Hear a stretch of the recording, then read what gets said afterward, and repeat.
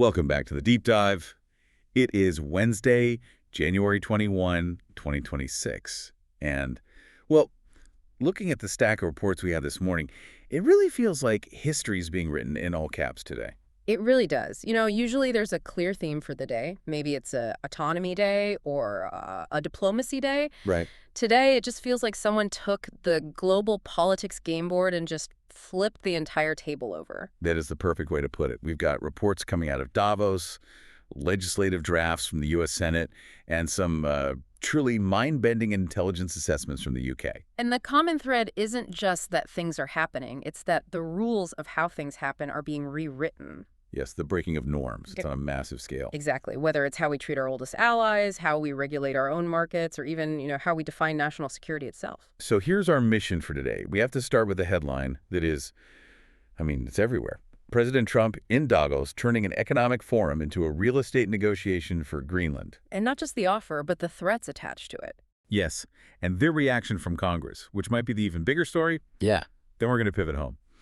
While everyone's looking at the Arctic, the American housing market just got a massive overhaul. An executive order that has Wall Street completely reeling. And finally, and this is the one that really caught me off guard, we have a dossier from British intelligence that fundamentally changes how we have to look at the environment.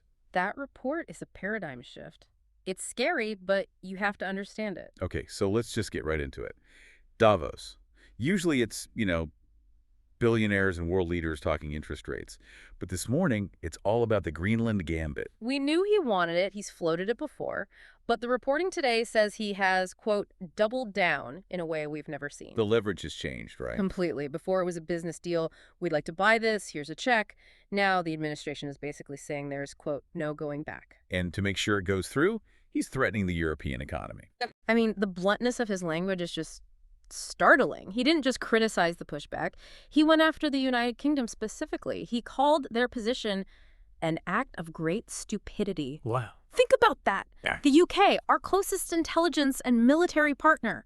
For a U.S. president to say that on a global stage, it's diplomatic dynamite. And he didn't just stop at insults, did he?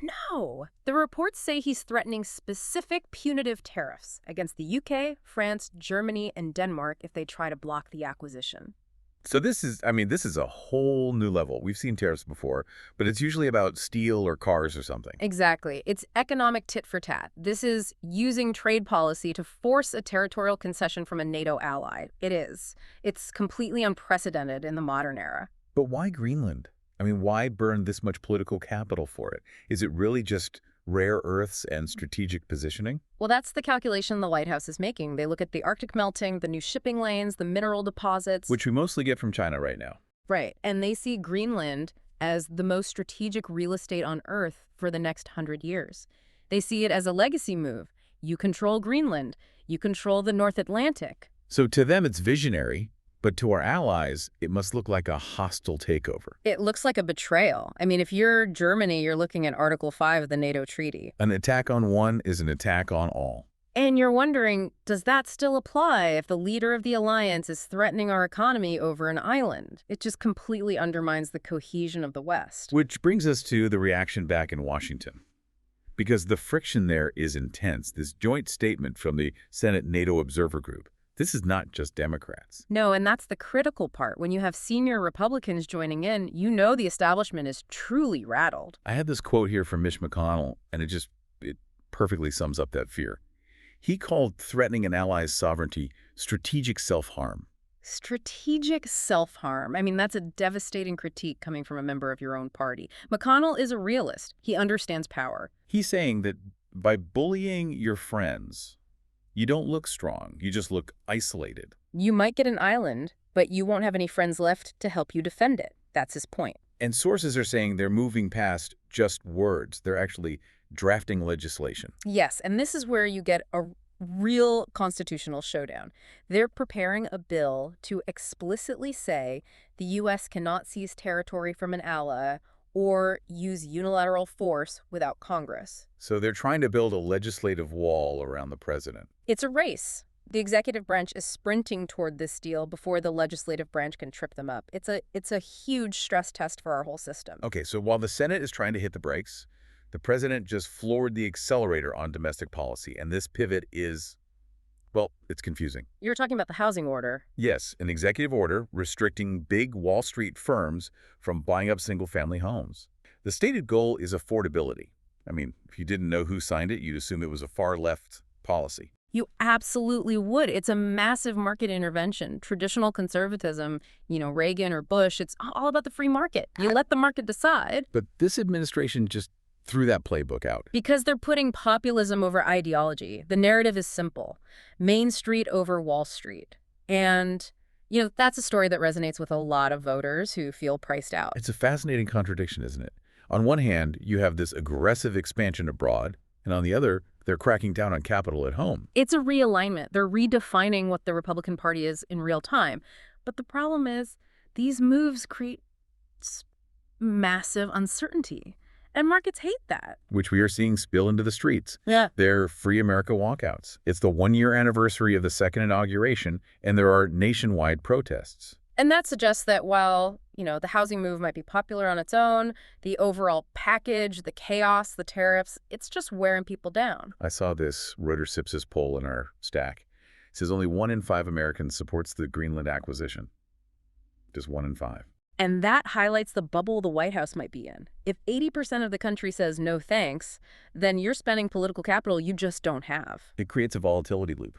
The more he pushes, the more the public resists. The more the markets shake. And they are definitely shaking. Wall Street is looking at the housing ban, the tariff threats, and they are voting with their wallets. Right, a flight to safety. Gold and silver are up. Of course, because investors don't know the rules anymore.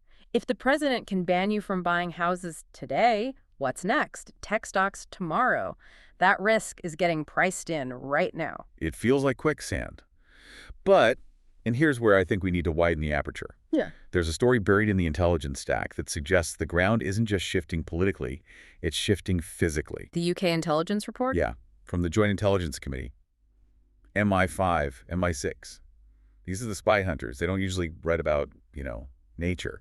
But this report flags biodiversity collapse as a top-tier national security threat. This is one of those documents that I think historians will look back on as a real turning point. For 50 years, environmentalism has been treated as, well, almost a luxury concern. Like, save the whales. A moral issue? Maybe a scientific one? But not a hard security one. You don't send the army to save a coral reef. So what's changed? How does a dead reef threaten the UK? Well, the report argues it's about the supply chain of life. If you lose pollinators, crop yields crash. If you lose rainforests, rainfall patterns shift, reservoirs dry up. If reefs die, fisheries collapse. And when those things happen, you get food and water insecurity. And hungry, thirsty people don't just sit still. They move or they fight. So this is about mass migration and conflict. The assessment is that this will drive migration on a scale that makes current crises look small. And it'll drive wars over resources. So MI6 isn't saying save nature because it's pretty. They're saying save nature because if you don't, we'll be fighting on 3 continents over water. That is a terrifyingly pragmatic way to frame it. Yeah. It just strips all the politics out of climate change. And it makes it purely about survival. It suggests the environment is no longer the domain of activists. It's becoming the domain of the Pentagon. Which, oddly, brings us to the Sahel. We have this note about Mali, Burkina Faso, and Niger. The Alliance of Sahel States, yeah. They're launching a joint military force to fight insurgents. But the key detail is who isn't part of it. Right. They're doing it without Western help.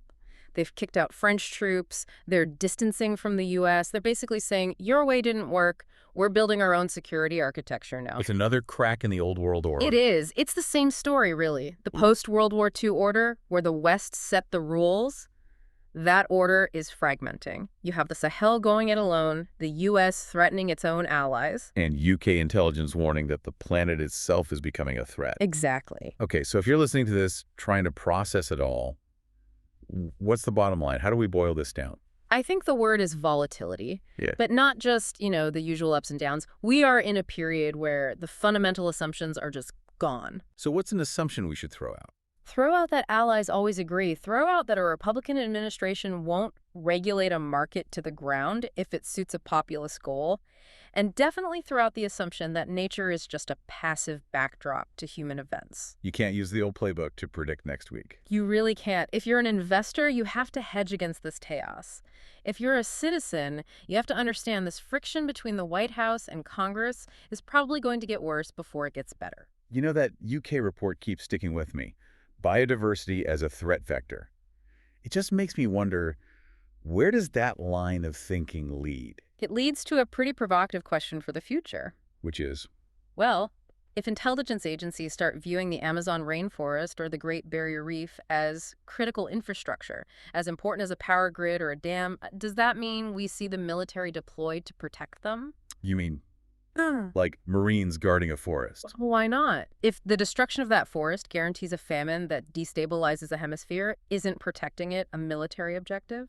We spend billions on aircraft carriers to protect oil shipping lanes. Because energy is security. In 10 years, will we see carrier groups deployed to protect the ocean's biosphere? Not out of charity, but out of pure self-preservation. That is a wild image. Operation Save the Reef. Not as a bumper sticker, but as a tactical command. In 2026, the line between science fiction and the morning news is getting thinner every single day. Well, on that fascinating, if slightly terrifying note, we're going to wrap it up. It is a chaotic world out there. It's a lot to digest, for sure. Absolutely. Thank you for riding out this news cycle with us. Keep your eyes on the horizon, and as always, stay curious. We'll see you in the next deep dive.